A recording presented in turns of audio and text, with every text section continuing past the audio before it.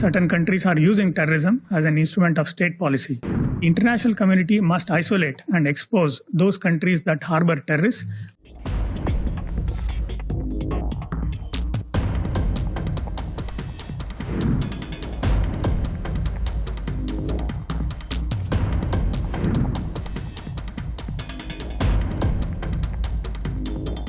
Certain countries are using terrorism as an instrument of state policy.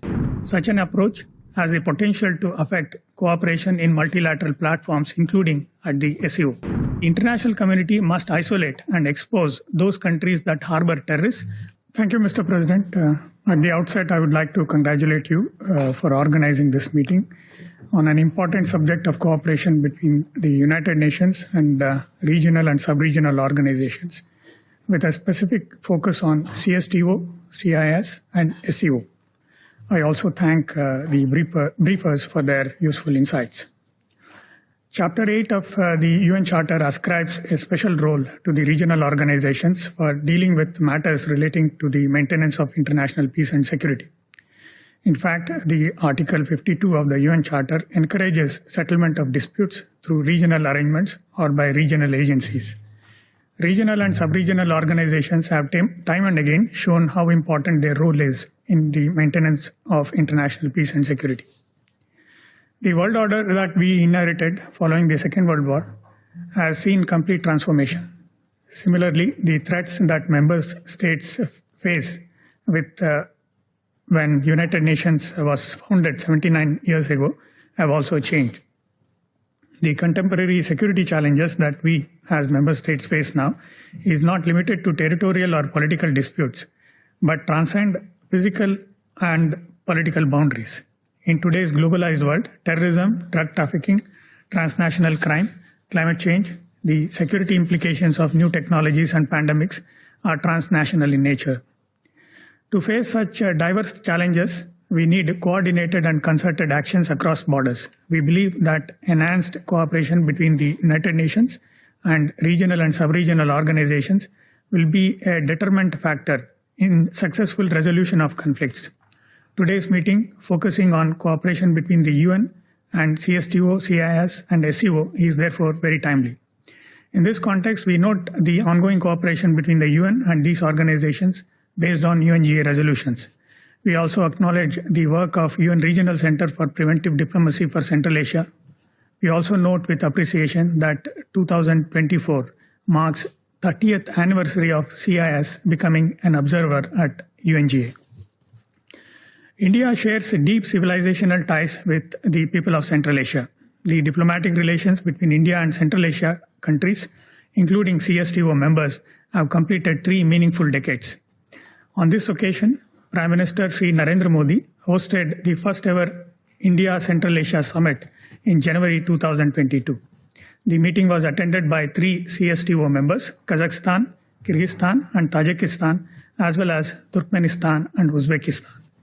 The summit was symbolic of the importance attached by leaders of India and Central Asian countries to a comprehensive and enduring India-Central Asia partnership. India attaches great importance to SEO for peace, security, stability, and economic development in the region. This was evident from India's successful presidency of SEO in 2022-23.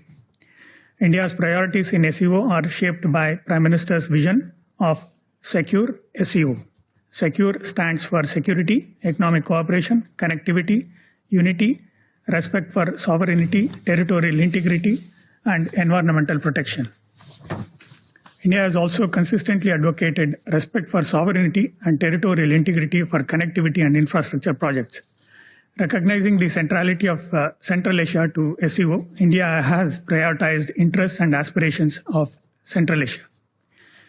India accords high priority to the consolidation of trust in the security domain within SEO, as well as strengthening of ties with SEO partners on the basis of equality, respect, and mutual understanding.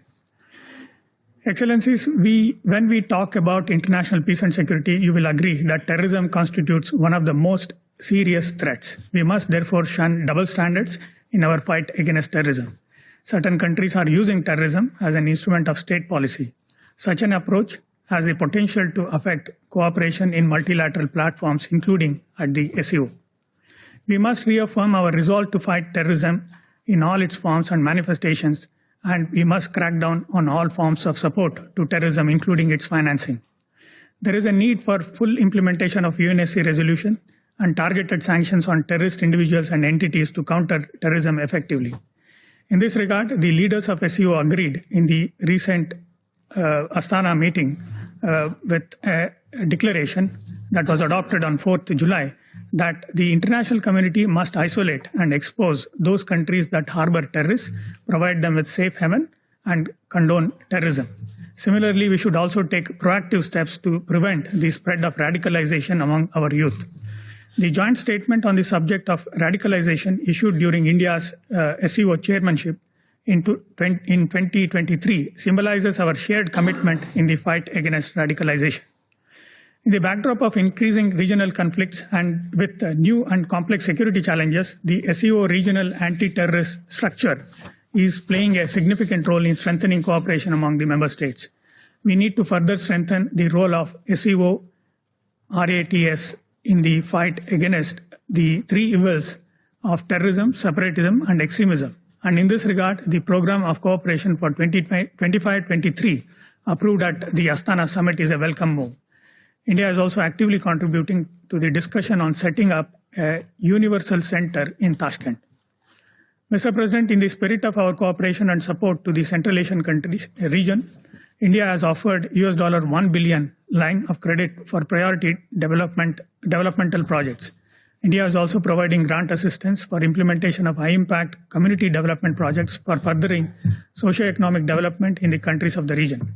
We have created India-Central Asia Dialogue Platform for strengthening cooperation between India and Central Asian countries.